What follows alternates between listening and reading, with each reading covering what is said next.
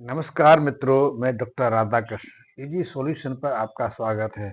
आज हम बात करेंगे नींबू के पेड़ की, नींबू की फसल की। कि नींबू को लेकर भी हमारे बहुत सारे मित्र चिंतित रहते हैं क्योंकि उनके नींबू पूरी तरह से विकसित हैं तो पर नींबू लग नहीं रहे, नींबू का साइज कम हो रहा है, नींबू कच्ची अवस्था में टूट रहे हैं या फिर नींबू पर फूल तो लगते हैं लेकिन फूल अचानक झड़ जाते हैं या फिर नींबू के पेड़ का ही विकास नहीं होता। हम सब जानते हैं नींबू एक ऐसा पौधा है, एक ऐसी फसल है जो पूरे देश में सहजता से पैदा की जाती है, लेकिन उसकी उत्पादकता को लेकर हमारे सारे मित्र कई तरह से चिंतित रहते हैं। यहाँ तक कि एक ही खेत में नींबू के जो अलग अलग पेड़ हैं एक जैसी फसल नहीं देते। वैसे नींबू तो पूरे देश में पैदा होता है, पंजाब से लेकर हरियाणा, हिमाचल, यूपी, महाराष्ट्र, मध्य प्रदेश, गुजरात, तेलंगाना, तमिलनाडु, हर स्टेट में नींबू की पैदाइश होती है। लेकिन नींबू को लेकर नींबू जितना सहज है, नींबू की खेती करना जितना आसान है, उसको लेकर भी उतनी ही ज़्यादा चिंता रहती है। और कई बार तो नींबू किसानों को रुलाने लगता है। बाजार में लोग नींबू को लेकर चिंतित हो जाते हैं। कभी नींबू 5-7 रुपए केजी के हिसाब बिकता है, कभी नींबू का भाव 150 रुपए हो जाता है। और नींबू एक आवश्यक एक सब्जी के रूप में भी है, एक औषधि के रूप में भी है, अचार के रूप में भी इसका प्रयोग किया जाता है। तो नींबू को लेकर थोड़ी सी चर्चा करेंगे। नींबू में यदि नींबू में कोई रोग लग जाए, नींबू में रोग लगते हैं जैसे दूसरी फसलों में लगते हैं, या फिर जैसे मनुष्य में समय समय पर कई तरह के रोग सताते हैं, वैसे ही हमारी वनस्पतियों को भी रोग सताते हैं, हमारी फसलों को भी सताते हैं। और अन्य फसलों में जैसे रोग होते हैं, वैसे नींबू में भी कई तरह के रोग होते हैं। जब नींबू पर ये रोग आक्रमण करते हैं तो नींबू की फसल को बर्बाद कर देते हैं। देखने में आया है कि मुख्यतः नींबू में 4-5 तरीके के रोग उसकी फसल को पूरी तरह से नुकसान कर देते हैं। सबसे पहला तो है जो नींबू का कैंकर रोग है, इसको साइट्रस कैंकर रोग कहते हैं। ये एक बैक्टीरियल रोग है। इसके कारण जो नींबू का विकास रुक जाता है, पत्तियां पीली पड़ जाती हैं, तना पीला पड़ जाता है, उस पे पीले रंग के धब्बे पड़ने लगते हैं। और एक तरीके से जो नींबू का पेड़ का विकास है वो ही रुक जाता है। उसके बाद हम नींबू लगने की आशा तो कर ही नहीं सकते। नींबू लगते भी हैं तो बहुत कम संख्या में, बहुत कम मात्रा में लगते हैं। उनका रस उनमें रस पैदा नहीं होता। रस पैदा हो जाए तो उसका स्वाद भी इतना अच्छा नहीं रहता। दूसरा एक और बैक्टीरियल रोग है, वो भी बहुत खतरनाक है, इसको साइट्रस गैंग्री रोग कहते हैं। ये इस रोग के कारण भी जो नींबू की पत्तियां हैं उनके आकृति बिगड़ जाती है, उन पर भी कई तरह के धब्बे पड़ जाते हैं, या नींबू के पेड़ पर भी, तने पर भी कई तरह के भूरे रंग के धब्बे आ जाते हैं। इस रोग के कारण भी नींबू का विकास रुक जाता है। ये तो हुए जीवाणु संक्रमण, जीवाणु के कारण होने वाले रोग। नींबू पर कुछ ऐसे रोग हैं जो उसकी जड़ों से उसमें फैलते हैं, इनको फंगस रोग कहते हैं। और इन फंगस रोग के कारण भी कई तरह की विकृतियां देखने में आती हैं। यहाँ देखा गया है कि यदि नींबू में कैंकर रोग है, गंगरी रोग है, तो नींबू के रस का स्वाद बिगड़ जाता है, उसमें कड़वापन आ जाती है, नींबू का रस रस बनता ही नहीं है। जब बहुत लोग हैं उसका रस निकालने का प्रयास करते हैं तो नींबू तो हाथ में रहता है, पर्याप्त प्रयास करते हैं, लेकिन आधा चम्मच नींबू का रस नींबू के एक अच्छे फल से निकल नहीं पाता है। इसी तरह जब फंगस रोग हो जाता है तो उसके कारण भी नींबू का विकास तो रुकता ही रुकता है। नींबू के जो जो फूल यदि लगे तो झड़ जाते हैं, उन पर जो नींबू लगते ही नहीं है, या फिर पूरा पेड़ ही सूखने लग जाता है। तो इस समस्या को लेकर बहुत लोग चिंतित रहते हैं, हम भी लोग चिंतित रहते हैं कि आखिर इस नींबू की बीमारियों से मुक्ति कैसे पाई जाए। तो नींबू के इन रोगों से मुक्ति पाने के लिए कई तरह की दवाएं भी बाजार में उपलब्ध हैं, उनका प्रयास भी हमारे बहुत सारे किसान मित्र करते हैं, लेकिन उन प्रयासों करके भी वो हार जाते हैं। वो अपने नींबू के पेड़ को फिर से स्वस्थ नहीं कर पाते, या उससे वो सामान्य नींबू नहीं ले पाते। ऐसे में हमें एक बात का अपने दिमाग में हमेशा से स्थान दे देना चाहिए कि कोई भी रोग है, यदि रोग लग जाए तो उसको पूरी तरह से स्वस्थ करना बहुत मुश्किल है, चाहे वो आदमी है या कोई पेड़ है या कोई फसल है। रोगों से बचना है तो प्रारंभ से ही हमें अपनी या फिर पेड़ पौधों की जो प्रतिरोधक शक्ति है, इम्यूनिटी पावर है, उसको स्ट्रॉन्ग करना चाहिए। तो उसके लिए हमें नींबू को यदि रोगों से बचाना है, तो नींबू के पेड़ों को रोगों से सुरक्षित रखने के लिए हमें पहले से ही प्रयास करना चाहिए। यदि आप भी नींबू के पेड़ लगाने जा रहे हो या नींबू का पेड़ अभी छोटा है, तो आज से ही प्रयास कर लेंगे तो 1.5 साल में, 2 साल में आप अपने नींबू को 90% तक ऐसी बीमारी से बचा सकेंगे। नींबू का पेड़ फिर ऐसे संक्रामक रोगों से बचा रहेगा, ना उसको जीवाणु रोग परेशान करेंगे, ना फंगस रोग परेशान करेंगे। तो ऐसे में एक प्रयास तो यही कर सकते हैं कि हम उसे भरपूर मात्रा में जो उसके आवश्यक पोषक तत्व मौजूद हैं। दूसरा, इन पोषक तत्वों को हमारा पेड़ कैसे इस्तेमाल कर पाए, कैसे उसका उपयोग कर पाए, ये बहुत महत्वपूर्ण है। क्योंकि हम खादों के माध्यम से, केमिकल आधारित जो हमारे पास फर्टिलाइजर हैं, उनके माध्यम से हर तरह का पोषक तत्व तो अपने पेड़ को दे सकते हैं, लेकिन जरूरी नहीं कि पोषक तत्वों को हमारे पेड़ ग्रहण करके उपयोग कर रहे हैं। अन्यथा प्रकृति से, वातावरण से जो कार्बन डाइऑक्साइड, वो तो हर पेड़ ग्रहण कर सकता है, उसको कौन रोकने वाला है। उस पर कोई किसी ने बंदिश थोड़ी लगाई हुई है, लेकिन फिर भी फोटोसिंथेसिस क्रिया सामान्य रूप से नहीं होती है, फसलें सूख जाती हैं, फसलों का विकास नहीं होता है, क्योंकि उन हमारे उन फसलों को, उन पेड़ों को फोटोसिंथेसिस क्रिया के लिए दूसरे पोषक तत्वों की जरूरत पड़ती है, जो वो जड़ों से ग्रहण करते हैं। तो ऐसे ही यहाँ पर भी है। तो हम केमिकल फर्टिलाइजर से उनको पोषक तत्वों की तो आपूर्ति कर सकते हैं, लेकिन वो हमारे पेड़ों को, हमारे जो फसलों को कैसे उपयोगी है, उसकी भी हमें पर्याप्त ध्यान देने की आवश्यकता है। और इसका सीधा सा उपाय है कि जब तक हमारी मिट्टी में पर्याप्त संख्या में जीवाणु नहीं है, जीवांश नहीं है, तब तक मिट्टी के ये पोषक तत्व उसके लिए कोई ज्यादा महत्व नहीं रखते।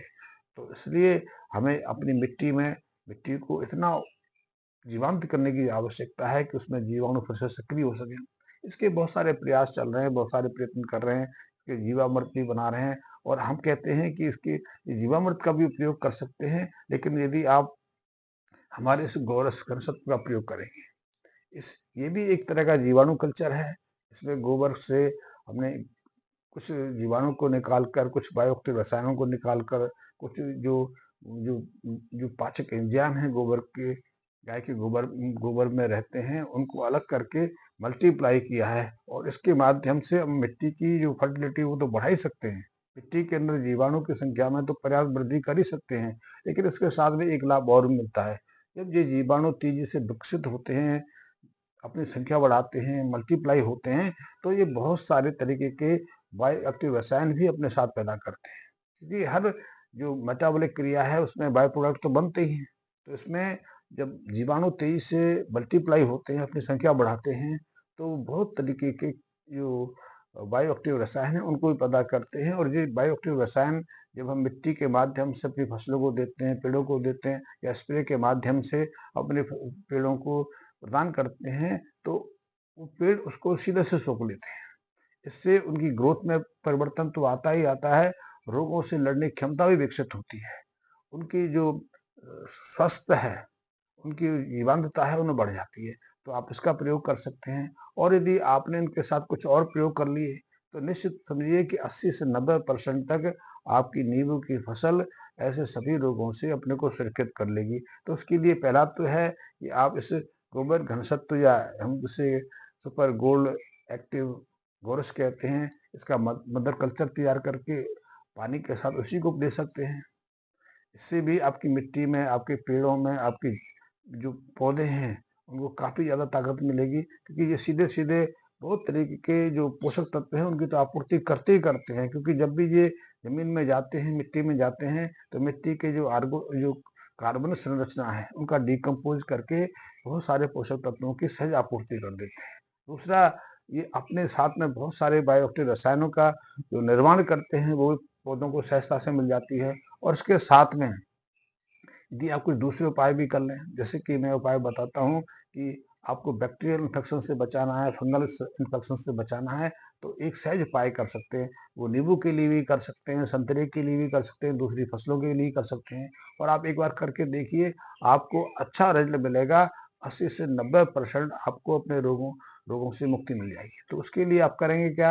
आप कर सकते हैं पंचनीम ले लीजिए, उसमें 5 नीम की जो पेड़ हैं, पत्तियाँ, उनको इकट्ठा कर लीजिए, मात्रा आप कोई भी रख सकते हैं, 2 किलो के आसपास, 2.5 किलो के आसपास, एक समान 2-2.5 किलो के आसपास आप गिलोय रख सकते हैं।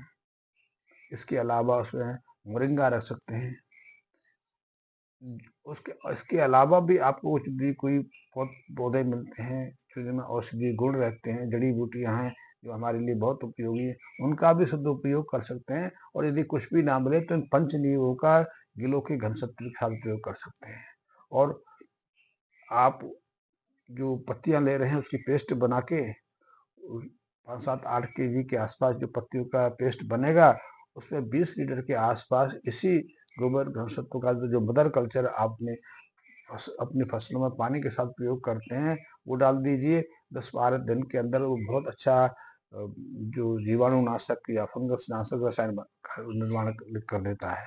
तो उसका आप 2 से 3% के आसपास पानी के साथ में देना शुरू कर दीजिए, और उसी का आप 2 से 2.5% की मात्रा में पानी मिला के स्प्रे कर दीजिए।